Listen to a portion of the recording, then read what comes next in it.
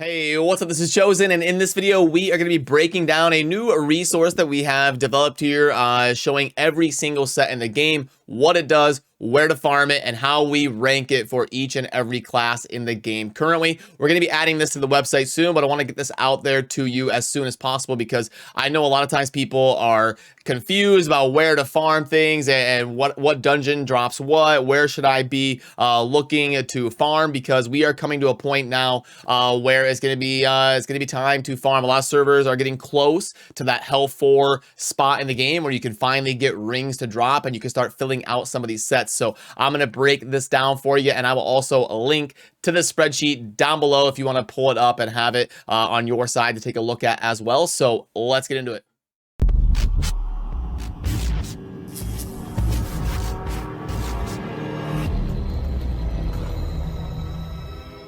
Alrighty, so first of all, we've got the Feasting Barons pack. That is going to be the duration of abilities with loss of control increased by 30% on the 2-piece.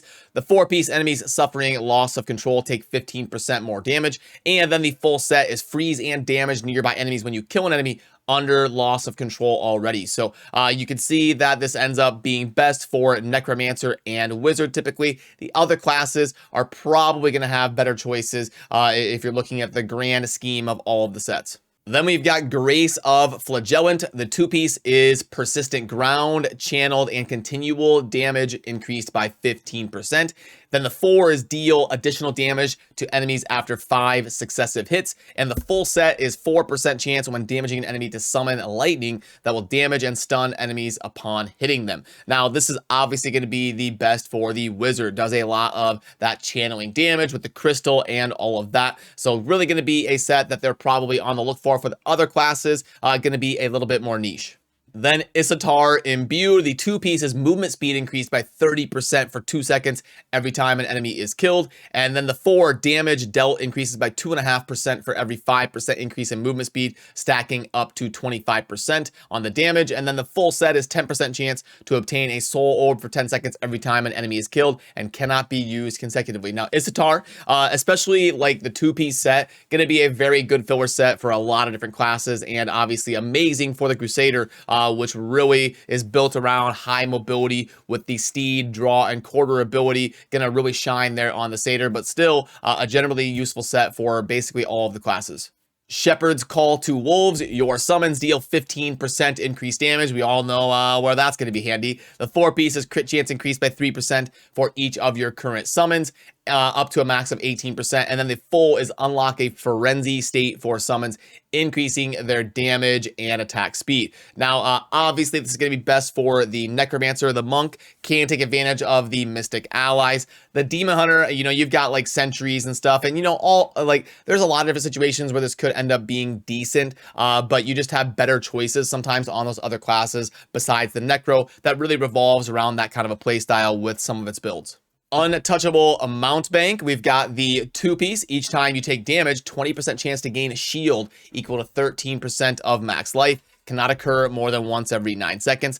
The 4-piece is shield damage absorption increased to 33% of max life, and you move unhindered through enemies while the shield is active. The full set is your shield has a 25% chance when it expires to do 40% max life as damage to nearby enemies. So this set is actually scaling really well. Once you get good resonance and good gear, you can start to get some pretty insane shields and really take advantage of it in a PvP setting. So this is another set that ends up grading out very generally useful for lots of different classes, especially your melee classes that are going to be up there in the fray, maybe have a little bit more tankiness, a little bit more life. This is an amazing filler set to go on the barbarian, the satyr, and the monk, but really any class can get some utility out of it.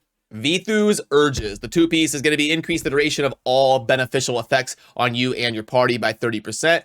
Obvious where that's going to be good and for which class. The 4-piece is increase the target's attack speed by 30% for 3 seconds each time you use a skill to grant beneficial effect on you or a party member. And each time you buff yourself or a party member, get 15% life drain for 10 seconds.